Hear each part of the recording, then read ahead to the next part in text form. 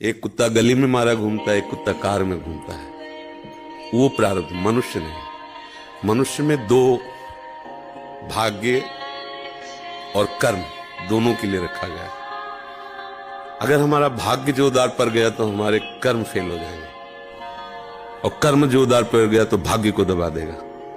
ये फाइनल का मनुष्य जन्म है। इसमें ये केवल नहीं कि प्रारब्ध में जो लिखा है वही होगा, आगे कुछ हो नहीं सकता।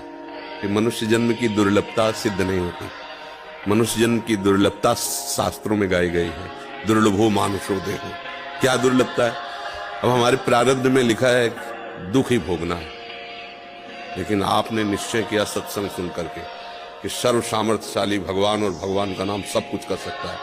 अब सब कुछ बदल जाएगा, आपका प्रारब्ध बदल जाएगा, सब बदल जाएगा। जैसे मार्कंडेय नाम के एक ऋषि थे, तो उनके पिताजी बहुत बड़े ज्योतिषाचार्य ब्रह्म ऋषि थे।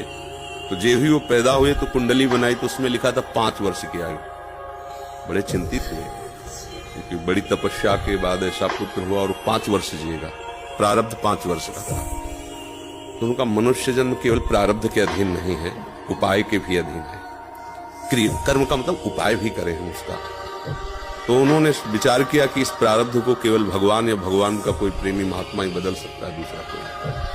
तो जैसे जैसे वो सयाने होते गए, एक एक दिन वो नोट करते, पिता है जब वो थोड़ा सा 3-4 के बीच की अवस्था है, तो उनका बेटा मेरी एक बात मानो, ये गंगा के किनारे जितने भी कोई ऋषि महात्मा संत दिखा, सबको साष्टांग प्रणाम करो। अब वो बालक थे, अब संतों को प्रणाम करने की उन्होंने, क्योंकि जानते थे कि संतों की कृपा दृष्टि पड़ जाए तो प्रारब्ध का नाश हो सकता है। अब गुप्त रूप से सनक चंदन सनातन सनत कुमार भी विचरण ही करते रहते, तो मार्कंडेय जी सबको प्रणाम करते थे। तो सब करुणा भरी, भगवान तुम पर दया करें। बच्चा जैसे कोई आप सब प्रणाम करो तो उतना हृदय नहीं, लेकिन अगर छोटा बच्चा तो एकदम उसकी तरफ दृष्टि जाएगी, राधा राधा राधा राधा। एक छोटा बच्चा है, प्रणाम कर रहा है 3-3.5 वर्ष का, तो वो सब संत, और वो चुपचाप बैठ करके देखा करते थे उनके पिता कि किसी ऐसे महापुरुष का आगमन हो जो सृष्टि पर शासन करने की सामर्थ्य रखता हो, तभी प्रारब्ध बदल सकता है।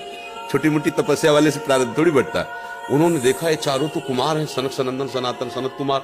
जो साष्टांग किया तो वो एकदम, वो भी 5 वर्ष की अवस्था में रहते हैं हर समय। उन्होंने कहा चिरंजीवी भव। बस वो खड़े हो गए, बोले महाराज ये अभागा चिरंजीवी लायक नहीं है। इसके प्रारब्ध में 5 वर्ष की आयु लिखी, और चौथा भी पूर्ण होने जा रहा है, कुछ समय का जीवन है। सनकादिक ने कहा जो चिरंजीवी भव, तो चिरंजीवी भव। हमने उसका भाग्य देख के थोड़ी बोला, उसका आचरण देख के बोला। एक छोटा बालक